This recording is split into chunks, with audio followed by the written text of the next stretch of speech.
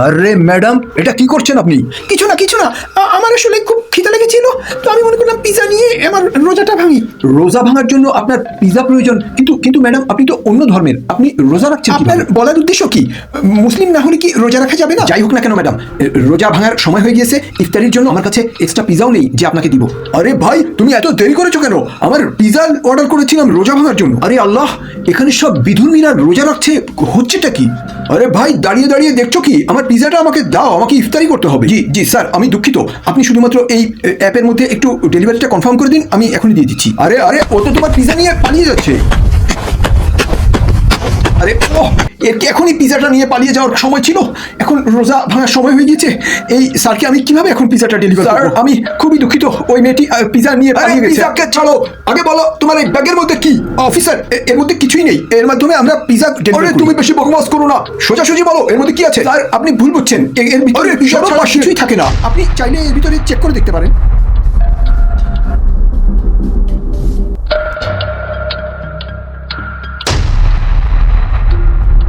আরে এই টাকাগুলো কোথা থেকে এলো তোমার কাছে?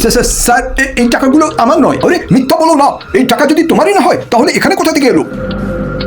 এটা এটা আমার আমার না স্যার, এটা আমার টাকা। এগুলো আপনার টাকা? তো তো এগুলো এখানে কি করছে? স্যার, এই টাকাগুলো আমার পাঠানোর কথা ছিল এক বন্ধুর কাছে, তো আমার কাছে কেউ চিন্তাই করে না নেয়, এজন্য আমি ডেলিভারি বয়ের সাথে কন্ট্যাক্ট করেছি, সে যাতে এটি পৌঁছে দেয়। তাকে কিছু টাকা আমি দিতাম।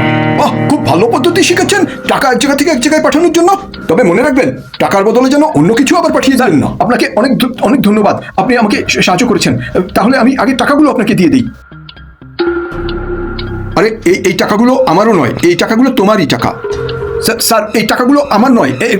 এতগুলো টাকা আমার কিভাবে হতে পারে? আমার মনে হয় তুমি কিছু আগে কারো কাছে টাকা চেয়েছিলে, তিনি হয়তো তোমাকে দিয়েছেন। হ্যালো, হ্যাঁ, আর একটি পিজা ডেলিভারি বাকি আছে, ওটি ডেলিভার করেই আমি আসছি, একসাথে ইফতার করব। আসার সময় কিছু খাবার দাবার নিয়ে এসো, ঘরে খাবারের কিছুই নেই। আরে বিবি, আমার কাছে তো টাকাই নেই, আমি কিভাবে খাবার কিনে নিয়ে আসবো এখন? আমি এসব জানি না, যেখান থেকে পারো সেখান থেকে ব্যবস্থা করো। আরে আমার কথা তো শোনো।